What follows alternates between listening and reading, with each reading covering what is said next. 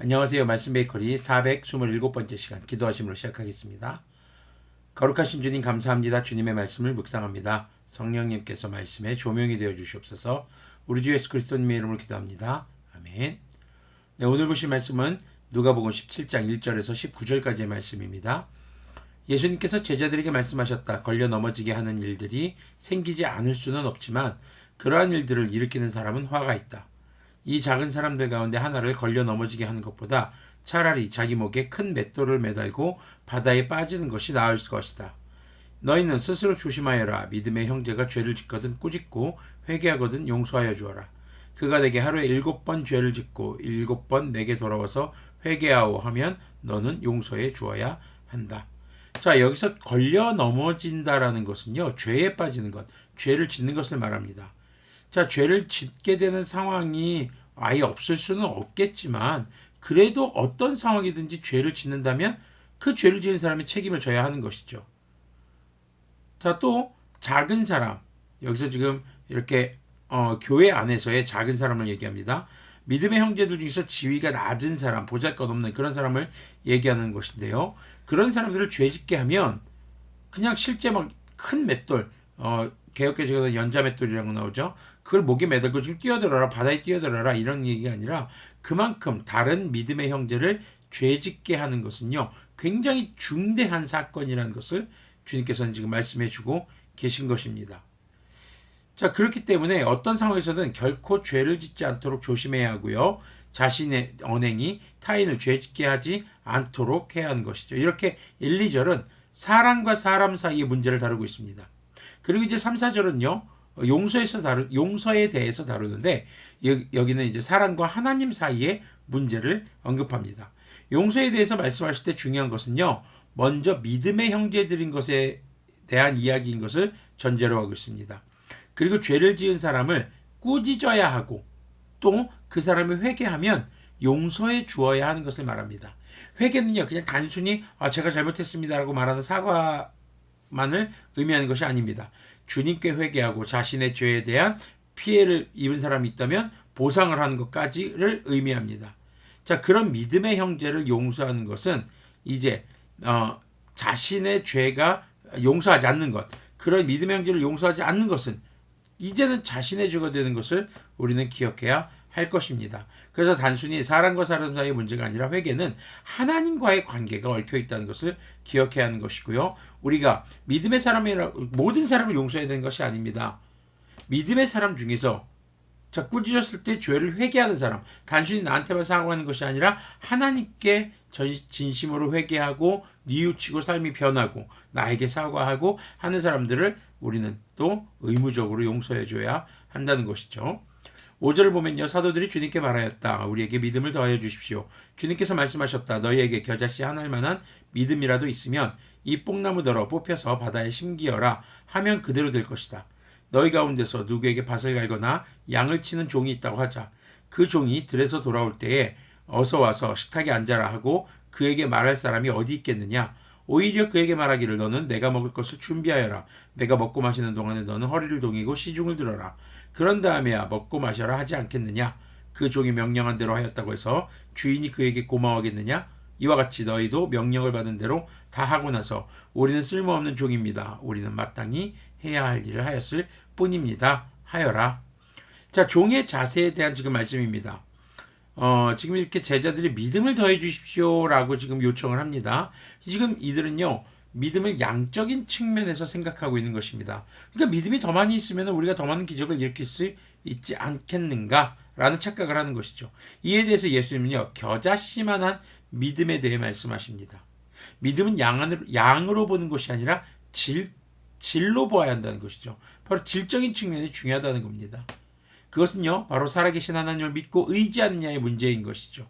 다시 말해서 많은 믿음이 아니라 주 하나님과 그 보내신 외아들 우리 주 예수 그리스도님을 올바로 믿고 있는가가 믿음의 중요한 가치임을 말씀하시는 겁니다.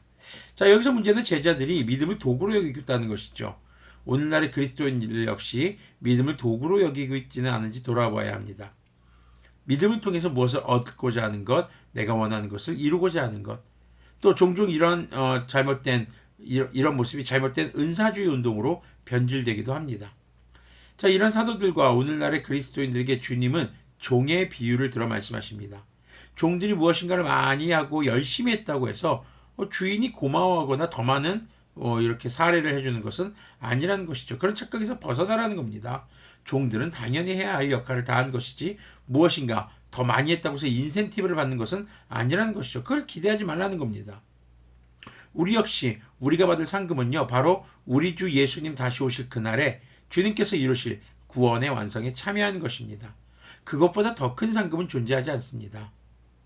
우리가 이 땅 가운데서 그리스도인답게 주님의 자녀답게 거룩하게 살아가는 것은요, 우리가 무엇인가를 더 받아야 하거나 아니면 그렇게 함으로써 더 받을 수 있는 것이 아니라 구원이 시작된 주님의 자녀로서 당연히 거룩하게 살아가야 하는 것임을, 주님을 위해 헌신해야 하는 것임을 우리는 기억해야 하겠습니다.